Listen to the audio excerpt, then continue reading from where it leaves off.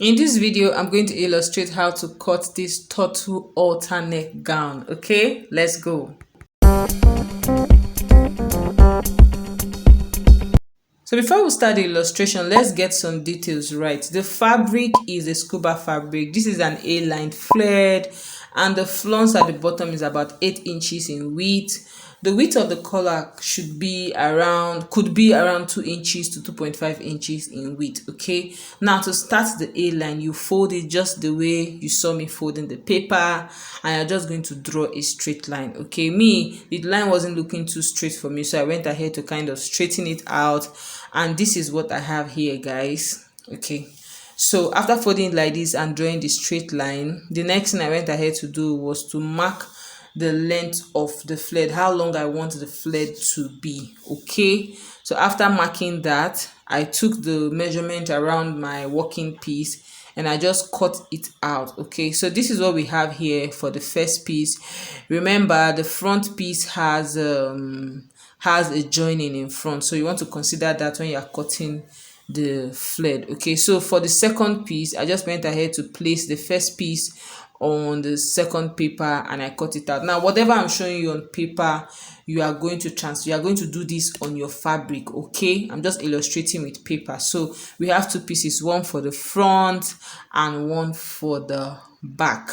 Okay, so from here I'm going to mark out 1 inch zip allowance or joining allowance. Okay, I'm going to be calling the exact inches I would use if I'm working with a fabric. Although with paper, I can't mark 1 inch on the paper, but I'm going to be calling out the exact inches if I was working with fabric. Okay, so I tag it front and back, and I also marked 1 inches in width for the zip allowance for also the back. So in the front we have joining allowance, in the back we have zip allowance. Okay, so now I place both the front part and the back part, that's the pattern, together and secure with a pin. So now it's time to mark. So for the front, I'm going to come down by 2.5 inches. Okay, I'm going to take 2.5 inches by 2.5 inches. That's 2.5 inches for neck width and 2.5 inches for neck depth. Okay, so after doing that, I connected my markings together.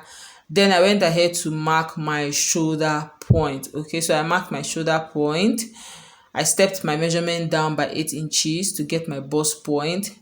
Then I took my shoulder point at that point as well, so that everything will be good and precise. Okay, so this is what I did here. I just went ahead to insert my armhole curve. Then I stepped it down by half an inch to get my armhole slant, to get my shoulder slant. Okay, so this is what we have going on here.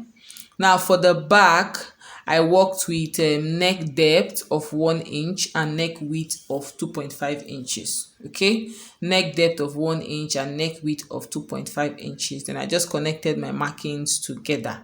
Now to get the halter neck design, there I went ahead to mark my bust and I just connected it to the hem, so that I know where I'm just marking out my measurement here. That's my bust measurement, and you just draw it slanted to the hem for the A-line effect. So from there to there is 2.5 inches by 2.5 inches. I'm just trying to explain my whole measurement to you.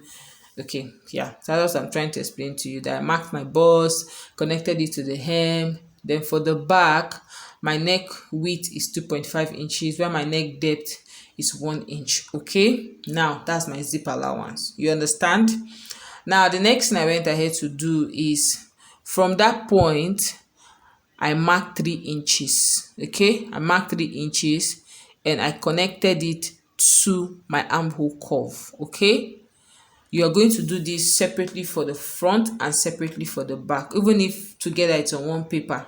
Even if together, as I'm showing you now, it's the two paper are merged together, but I did this separately off camera. Okay, so you are just going to connect it like this. You marked and see that place I shaded, that is where you are going to cut off. Okay, so you are going to do this for the front and for the back. So after doing it individually and cutting it out, this is what the back part looks like. Okay, and this is what the front part looks like.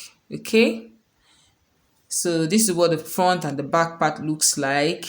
Now you know that the back is going to have zip allowance. Okay, The back is going to have zip allowance. So after you open up, you join your zip allowance and open it up, you're going to attach your zip to that point, okay, which is what I'm trying to show you here for the back. Now for the turtleneck, okay, I have a detailed tutorial on how to draft a turtleneck collar, so I'll leave that tutorial in the description box. You really need to check it out.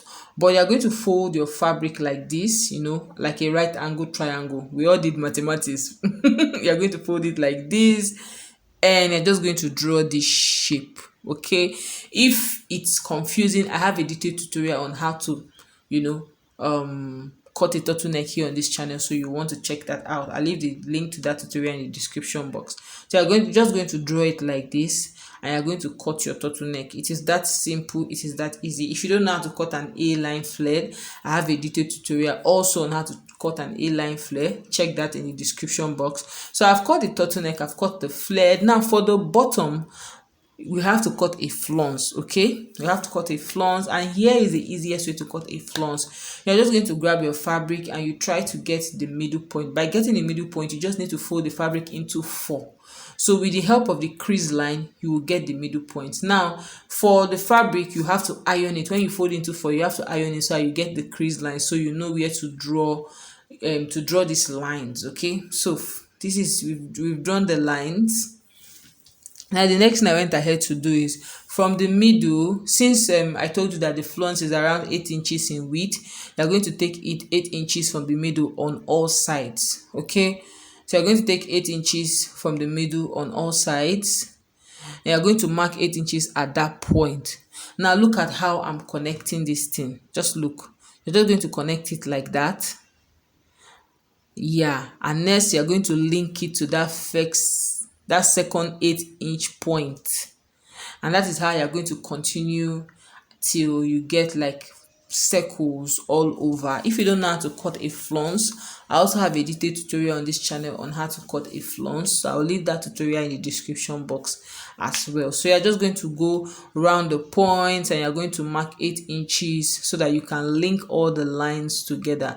So after marking, you're just going to go ahead and connect all your markings together, which is what I'm doing here. I connected all my markings together.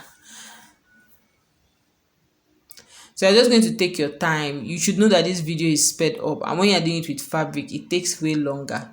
So after connecting, and I make sure I have all the desired measurement I need, first of all, I cut out the excess paper or the excess fabric if you're working with your fabric that I don't need. After that, I'm just going to follow the outline of the circle and cut out the flounce, okay. You see those flare that you wonder that if they cut this flare, you're going to waste fabric. Oh, how did they cut it? My dear, is flounce, and this is how to cut the flounce, okay. So after cutting it out, this is what we have here. By the time you put it on, sew it to the A-line flare, it's going to have this bending. You can see this bending curvy effect. It's going to have it on the gown. So guys, this is the easiest way, the simplest way, and the fastest way to cut and sew this style, okay.